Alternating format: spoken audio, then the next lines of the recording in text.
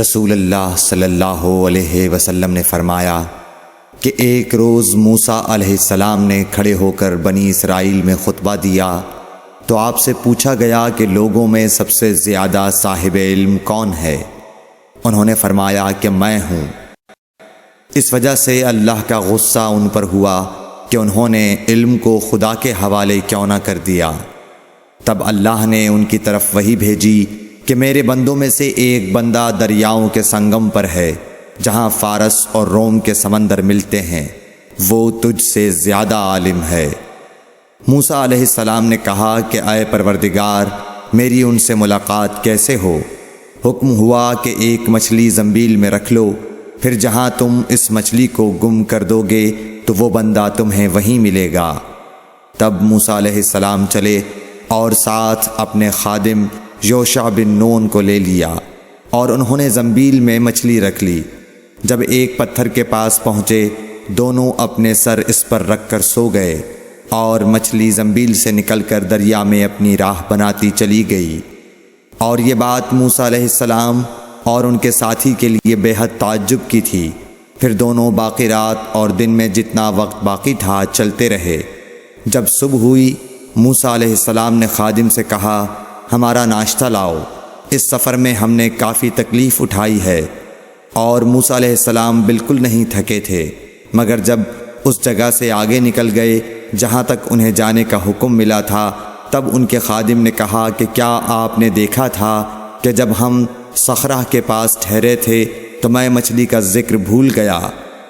بقول بعض صخرہ کے نیچے آب حیات تھا، وہ اس مچھلی پر پڑا اور وہ زندہ ہو کر بقدرت الہی دریا میں چل دی۔ یہ سن کر موسیٰ علیہ السلام بولے کہ یہی وہ جگہ ہے جس کی ہمیں تلاش تھی، تو وہ پچھلے پاؤں واپس ہو گئے۔ جب پتھر تک پہنچے تو دیکھا کہ ایک شخص کپڑا اوڑھے ہوئے موجود ہے۔ موسیٰ علیہ السلام نے انہیں سلام کیا۔ خضر نے کہا کہ تمہاری سرزمین میں سلام کہاں؟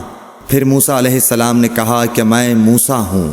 خضر بولے کہ بنی اسرائیل کے موسیٰ؟ انہوں نے جواب دیا ہاں۔ پھر کہا کہ کیا میں آپ کے ساتھ چل سکتا ہوں تاکہ آپ مجھے ہدایت کی وہ باتیں بتلاؤ جو اللہ نے خاص آپ ہی کو سکھلائی ہیں؟ خضر بولے کہ تم میرے ساتھ صبر نہیں کر سکو گے۔ اے موسیٰ، مجھے اللہ نے ایسا علم دیا ہے جسے تم نہیں جانتے، اور تم کو جو علم دیا ہے اسے میں نہیں جانتا۔ اس پر موسیٰ علیہ السلام نے کہا کہ خدا نے چاہا تو آپ مجھے صابر پاؤ گے، اور میں کسی بات میں آپ کی نافرمانی نہیں کروں گا۔ پھر دونوں دریا کے کنارے کنارے پیدل چلے۔ ان کے پاس کوئی کشتی نہ تھی کہ ایک کشتی ان کے سامنے سے گزری تو کشتی والوں سے انہوں نے کہا کہ ہمیں بٹھا لو۔ خضر کو انہوں نے پہچان لیا اور بغیر کرائے کے سوار کر لیا۔ اتنے میں ایک چڑیا آئی اور کشتی کے کنارے پر بیٹھ گئی۔ پھر سمندر میں اس نے ایک یا دو چونچیں ماری۔ اسے دیکھ کر خضر بولے کہ اے موسیٰ، میرے اور تمہارے علم نے اللہ کے علم میں سے اتنا ہی کم کیا ہوگا جتنا اس چڑیا نے سمندر کے پانی سے۔ پھر خضر نے کشتی کے تختوں میں سے ایک تختہ نکال ڈالا۔ موسیٰ علیہ السلام نے کہا کہ ان لوگوں نے تو ہمیں کرایہ لیے بغیر مفت میں سوار کیا، اور آپ نے ان کی کشتی کی لکڑی اکھاڑ ڈالی تاکہ یہ ڈوب جائیں۔ خضر بولے کہ کیا میں نے نہیں کہا تھا کہ تم میرے ساتھ صبر نہیں کر سکو گے؟ اس پر موسیٰ علیہ السلام نے جواب دیا کہ بھول پر میری گرفت نہ کرو۔ موسیٰ علیہ السلام نے بھول کر یہ پہلا اعتراض کیا تھا۔ پھر دونوں چلے۔